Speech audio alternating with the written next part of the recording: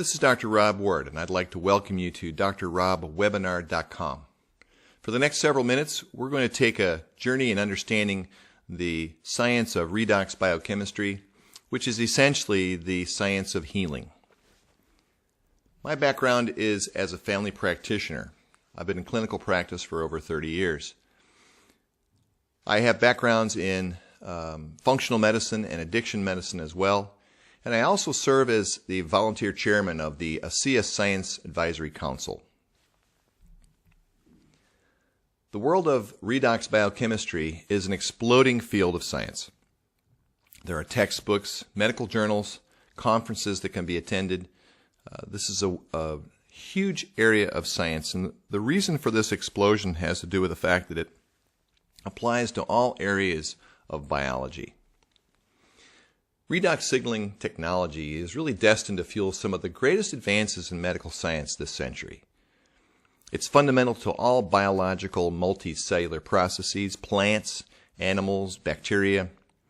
It's non-specific, non-toxic, and applicable to a broad range of processes and pathways in all kinds of physiology. It's at the very core of mediating and regulating mechanisms that restore functionality and health to cells. So, how do our cells work, and how does this new science apply to understanding cells better? Here's a cross-section of a human cell, and as you can see, it's an intricate combination of machines and machinery that serves to help to hold together and operate this basic building block of our body. Cells have these machines that help the cell defend itself and replace itself and regulate itself. But there are three main areas of cell physiology where redox chemistry comes into play. The signaling equipment involves our antioxidants. These are complicated molecules that help defend ourselves from toxins, eliminate free radicals, and help shield against a variety of threats. Additionally, there are membrane transport systems on our cell membrane. We can call them a mailbox, that help allow for the infusion of oxygen and food and the release of waste products and metabolites. Additionally, cells need to signal one another. There's a complex and intricate system of communication. We can call it cell phones. And this communication allows for cells to communicate their status to one another, and send emergency messages to call out for help from the immune system, for example. Communication is critical to the health and life of a cell. So redox signaling molecules activate the effectiveness of our antioxidants and upregulate their production. Redox signaling molecules lubricate these channels of input and output through the cell wall and improve the efficiency of travel of these materials. And redox signaling molecules improve the capacity of the communication systems for cells so that they're working at optimal levels and there's no dropped calls or bad messages. So, healthy cells lead to healthy tissue, which leads to overall health. And so we can extrapolate this to the whole body. Health is equivalent to healing for a variety of reasons. Our cells are damaged every day. So there has to be a way to handle and deal with that damage, whether it be chemicals or infections or ultraviolet damage. This happens every day, all the time. Additionally, we have injuries, minor injuries, cuts and scrapes, damage millions of cells, and they have to be repaired or replaced. Additionally, we also see that exercise and exertion can damage cells. That's where that achy tenderness comes from. So cellular healing is equivalent to health. And without the cellular healing process, we would not be able to live. In fact, if our body failed to be able to manufacture any of these little redox signaling molecules, we would be dead within hours. Healing is at the very heart of our health, and all health problems, any disease you can think of, is linked to damaged cells. So where do these little redox molecules come from? Well, they come from within every single cell. Our cells have, in our machinery, we have little tiny mitochondria. These are structures that produce energy. So a cell takes in food and it converts food into ATP through the Krebs cycle, that process of oxidative phosphorylation. As a side product of the production of energy, redox signaling molecules are generated. Now there's two kinds. One have a positive charge, one have a negative charge. The negative charge is called a reduced species. The positive charge is called a reactive oxygen species. So these are produced in every cell. Some cells have thousands of mitochondria, some have just a few. When they're produced, if there is an over amount or an imbalance in some way, glutathione has a way of breaking down these excess molecules to allow for the maintenance of homeostasis. And of course, glutathione is primarily located near the nucleus, a very important protected area of our cell. So in a healthy cell, you can see that we have homeostasis, a balance of these two different kinds of redox molecules. And as a result, we've got everything working in a physiologic balance. In a damaged cell, redox signaling messengers are out of balance, and here you're seeing evidence of oxidative stress that's occurred, and there's an abundance of the red triangles, the reactive oxygen species. These are leading to damage to the cell membrane, which is very critical, as well as to the nucleus, which could cause a complete breakdown in the cell function. And so this damage needs to be contended with. So in healthy tissue, redox signaling is in homeostatic balance. We now got a multitude of cells that are now in balance. Where there's oxidative stress, this would signal a repair, replace, or protection process. And so there's a burst, perhaps from an injury or an infection, and this is signaling trouble. So the cell group of tissues here have to decide what they're going to do about it. That particular cell decided to replace itself, and a neighboring cell comes in and fills in the gap to promote better health for the tissue. In the last 10 years, there's been some astonishing findings in this field of redox signaling. This fundamental cellular process is involved in every single form of life. And many of the mechanisms involved for life and maintaining life involve redox signaling. And so some of those are listed here, from cell division rates to tissue regeneration to vascular regeneration, inflammation, antimicrobial defenses, leukocyte adhesion. All of these involve redox signaling biochemistry. This list is growing and expanding exponentially. And today there are well over 100 original scientific articles from scientific studies that are published newly every single month. It's an incredibly fast-growing field of science. So, what about chronic oxidative stress? This would be the advancing of aging in our tissue or poor health.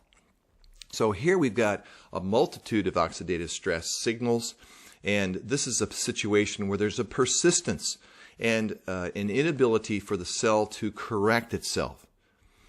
This would lead to poor health. But what if we could infuse somehow a balanced resource of these little molecules into the tissue? What would be the implications? And look at the balance that we would create, the resources that the cell could then make use of. What would this lead to? We'll come back to that in just a second. So stable redox signaling compounds are central to healing mechanisms, whether it be damage control, protection, repair, communication, replacement. Every fluid, intracellular and extracellular fluid, is full and completely inundated with these particular little healing molecules. So to review, the steps to cellular healing involve damage recognition, detection and elimination of threats, and cellular repair or replacement. So here's a electron micrograph that has a fluorescent stain. It helps us look more clearly at the way cells flag themselves. This is a cell that's full of oxidative stress, This excess oxidants alerts the cell that damage has taken place, and the immune system responds to this oxidative stress. And so here are those red flags, and in this situation, the immune system comes in, deploys its weapons to take care of the malfunction of the virus or germ. Then, once the threat is eliminated, there's no longer a need for that presence of the immune system, so it retreats, and then through the process of normal cell division, this replacement process fills in the missing holes, and we restore homeostasis to this tissue. So let's talk about some discoveries. The question posed earlier, what would happen if we could manufacture a stable complex of redox signaling molecules? Could we determine their bioactivity? Could it be proven non-toxic and readily absorbed? Could this product or source be commercialized? And the answer to these is yes, and let me explain about that. After approximately 17 years of foundational research, a complex of redox signaling molecules was created that had a stability that was no longer than about 10 minutes. This created limits for its ability to be applied to biological processes. And through the work of Dr. Gary Samuelson and his team of scientists, a methodology to stabilize this solution of balanced redox molecules was developed. The process that they employ, it includes this. There's a formulation that comes from pure salt and distilled water. That saline solution travels through a patented 3-day electrolysis process that allows for the development of this collection of 16 different redox molecules, virtually free of salt. There are 8 oxidants and 8 reductants that are created, and this product has an extremely long shelf life. The shelf life is a year. The half-life is about 2 years. There's a tiny amount of sodium that persists in the product, and it's there to produce an electrical stability. It's 123 milligrams in 4 ounces, which is a very tiny amount. It's equivalent to the amount of sodium you would find in a half a slice of whole wheat bread, a drop in the bucket. One of the first steps in determining whether or not this would be a safe and non-toxic substance for consumption is to do some studies. And so in vitro studies were done on human cells. This was performed in 2009. What they did is they took, in tissue culture, exposed human cells to various concentrations of ASEA and a positive control substance. And the way this was studied is based on knowledge that certain transcription factors are translocated or moved toward the nucleus when they are exposed to toxins. So transcription factors like the P65 unit of NF-kappa B and P-Jun were studied. And with varying concentrations of ASEA, you can see that the nucleus of these cells didn't change anything beyond the control, the negative control. This is quite astonishing that there was absolutely no evidence of toxicity at amounts and concentrations that would be 10 to 20 times what we could consume orally. So the safety was unprecedented. In fact, in the entire research profile of this product, there's never been any evidence that there is any lethal dose. No median lethal dose was ever discovered. Now, additional in vitro studies were done in 2009 at the Pacific Northwest National Lab. And in this, there were 2 components to this particular research protocol. The first was to determine if there was a change in the capacity or the effectiveness of glutathione and SOD, superoxide dismutase, and their ability to protect some human cells, endothelial cells, from damage from a toxin.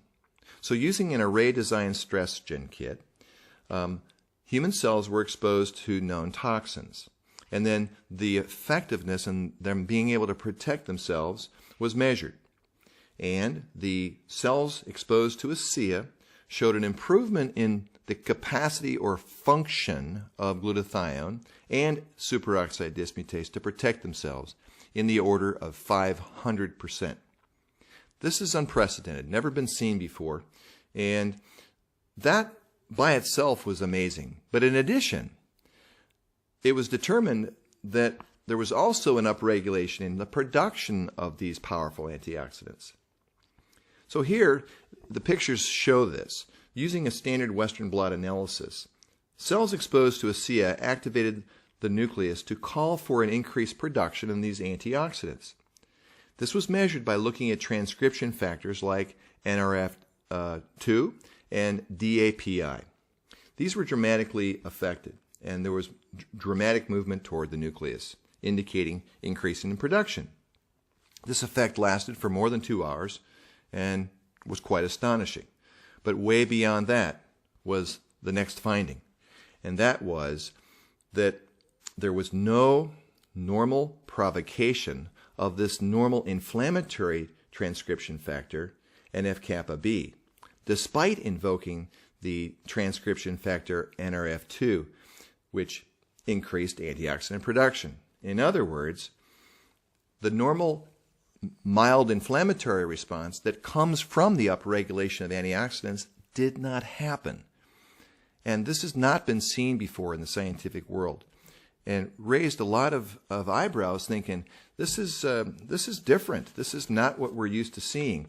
And that, of course, underscores the fact that ASEA is not a nutritional product like you mostly see out there. This is a product that is native to the body. It's what we naturally produce in our body, but as we age, of course, we produce less. And as we have fewer mitochondria per cell as we age and see a decline in our mitochondrial populations as well as our mitochondrial efficiencies, we see a downticking in our capacity to do repair work. This is what we're seeing, is an infusion of these little molecules has a way of kind of changing that natural decline. Athletic performance. Athletes who started drinking ASEA began contacting the company and saying, you know, I'm seeing a tremendous improvement in my performance and recovery, and the research, that profile that had been developed over many years had nothing centered around exercise physiology. So exercise physiology is foundational to health. We're all athletes at some level or another, and we all are seeking improvement in our performance and our ability to have endurance and recovery. So we wanted to do double-blind crossover placebo studies, the gold standard of science. And in looking around the world, probably the top 10 most recognized scientist in the area of exercise physiology was Dr. David Nieman. Dr. Nieman is a full professor of health and exercise science at Appalachian State University. He has written over 200 peer-reviewed publications. He's authored over 300 articles on health and fitness. He's written 9 books. He's currently vice president of the American College of Sports Medicine. He's also an athlete himself and has competed in over 58 marathons and ultramarathons with times of elite runners. His times of under 3 hours is truly an accomplishment of itself. He leads the metabolomics lab at the Human Performance Lab in this prestigious North Carolina research campus. There, he has studied for many years now the connection between nutrition and performance. Depicted here is a group of scientists, his PhD team, and the world's largest shielded nuclear magnetic resonance machine. This machine was instrumental in proving beyond any shadow of doubt that there actually are stabilized redox signaling molecules in ASEA. This was crucial and foundational in developing a hypothesis as without any shadow of doubt that there really have to be these molecules in order to know how to develop our ongoing research. As you propose a theorem, it must be proven or disproven. And this discovery, which is outlined in this particular graph, shows that these two peaks are clearly evidence of these molecules, and including superoxide, I might add. And this is the first time in the history of modern world that it was defined using NMR technology that there really are stabilized reaction oxygen and reduced species in our product. The metabolomics, the study of the fingerprint of our metabolites from metabolism of our body, is a new and emerging science that only 5 years ago was the very beginning of our ability to actually measure these very, very specific components of burning fuel. As we burn fuel, each of us leaves a fingerprint behind, kind of like the exhaust of combustion, and it leaves an imprint of what we've actually consumed and how we've consumed it. So ASEA conceived a double-blind crossover placebo study with Dr. Niemann, and his team postulated that if they gave a group of athletes 4 ounces of ASEA a day and divided them in 2 groups, of course they wouldn't know who's in which group and which group was getting the placebo and active product. Test their blood, then have them do a cycling trial, and then look at their blood again. We were just really curious as to what would actually take place.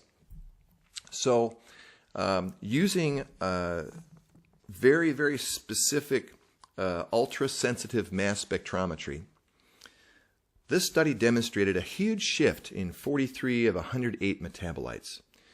In this graph here, you're seeing the blue dots would be the placebo group, and the red dots being the active or ASEA group. And as each athlete was crossed over, they then created a new imprint or a collection of metabolites that gives you that dot. And so before exercise, every athlete, within a week now, just a 1 week period of time, each athlete had a tremendous shift in over 1/3 of their metabolites. This caught the entire scientific team by surprise. They questioned the statistics and they double-checked them. And so what was discovered was that before exercise, there was a huge shift in primarily the fatty acids in our blood. Now, fatty acids are a source of fuel. This is not the same as cholesterol or triglycerides. These little fatty acid molecules are crucial fuel for life and for exercise. Things like palmitic acid and myristic acid are used for fuel, and they're very vital to our physiology. This big shift or mobilization of fatty acids for fuel was postulated for why there was a big improvement in endurance. And we believe that there's an advantage in mobilization of fatty acids, as they're about 6 times more valuable for a source of fuel than glycogen or sugars. We oxidize fatty acids for energy. And all of these were done without any evidence of injury to kidney function or liver function. So it led the way for the need for further studies. So profound impact on our mobilization of fatty acids as they help in cellular respiration. And this is a foundational shift in our metabolic fingerprint that they've never seen before. Pharmacokinetics has to do with the way in which this happens over time. So the next study that Dr. Niemann's group embarked on was using gas chromatography and mass spectrometry to look at the way in which 12 subjects who were randomized to either get placebo or ASEA to watch how their metabolome or their metabolic shift was occurring in a time period. So in looking very quickly, after just 30 minutes of ingesting 4 ounces of ASEA, there was already a defined distinction in the group, the placebo group or the active group. And here you're seeing a real distinction even 24 hours after a single dose of ASEA. So in looking at this spectrum over time, you can see that different metabolites are being expressed. In other words, the fingerprint was different at each level of time. And this all has led to postulation as to what this will lead to in terms of human performance and physiology and maintaining homeostasis in our tissues. And another trial was done in 2012 to look at endurance. Here we asked mice to get on a treadmill and after consuming ASEA and watch how they perform. And after 7 days of being given ASEA, we were theorizing that in the same way that humans had a mobilization of fatty acids, there might be an improvement in endurance. The mechanism would be through sparing the use of glycogen in the muscles and improving endurance in that regard. So in this instance, 30 mice were divided into 2 groups, double-blinded, and then a washout and a crossover to do real science here. So here are the findings.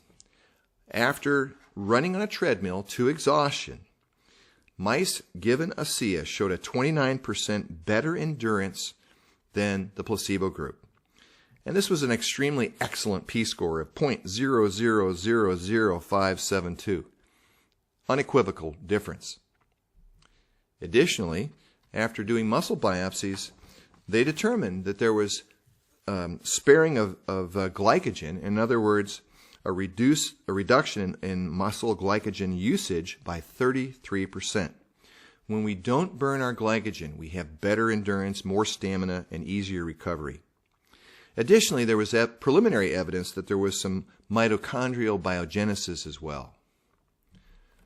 What we can conclude here is that ASEA and redox signaling formulations can have tremendous anti-aging benefits. Aging really occurs due to the proliferation of damaged or less efficient cells that push away or gradually replace efficient cells. These less efficient cells accelerate aging and promote more damage. These damaged cells have the ability to repair themselves, but they're not given clear action eliciting signals to do so. And so they go on and replicate their mediocre state. And this leads to tissue decline and decline in the organism. Redox formulations have anti-aging benefits by increasing the production and efficiency of our endogenous or internal antioxidants like glutathione and superoxide dismutase. And this protects us against oxidative stress. Superoxide dismutase is involved in neuronal health in particular and protection of our nerve health. The detoxification process is all mediated through these powerful antioxidants.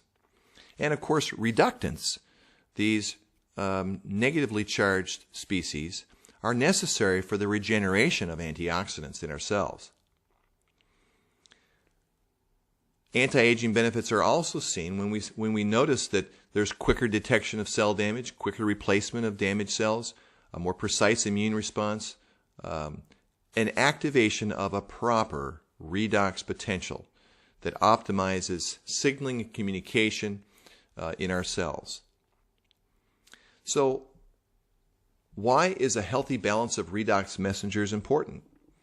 Too many oxidants in the cells or blood causes damage and aging to all tissues. This would be someone who might be burning a lot of fuel with exercise and created a lot of oxidative stress, and if this isn't corrected and recovery allowed, it would lead to an environment where there's a lot of rust and a lot of breakdown. The incorrect balance of reductants and oxidants can cause the immune system to attack healthy cells and inflame tissues and lead to slow healing, or even worse, system problems where the body is attacking itself, auto-attacking. Too few antioxidants will allow for damage, and infected cells that should be destroyed and so forth, but these infected cells would thrive or divide and spread and cause damage, and this is creating havoc in our tissues. We can maintain a healthy redox balance by doing a few simple things. We want to have a diet that supports the immune system by eating raw and green vegetables, juices, and herbs, perhaps some vitamin supplements. Find a product like ASEA that has a correct balance of redox signaling molecules to fuel our immune system and maintain a positive attitude. Our thoughts really do measurably affect the health of our body. And there's probably no more powerful force in our life than the way we think. Redox signaling molecules can promote healthy cells and allow for restoration of cells. There are anti-aging benefits. There is a preservation of healthy cells. We empower cellular protection. We see endurance and athletic recovery, antioxidant empowerment. We build cell defense. We optimize our immune function. We speed restoration of healthy tissue, essentially, quietly, and foundationally powering up our health. I appreciate your attention and welcome your questions. And I encourage you to explore completely the science behind this revolutionary product that is for the first time applying this new science of redox signaling. Thank you very much.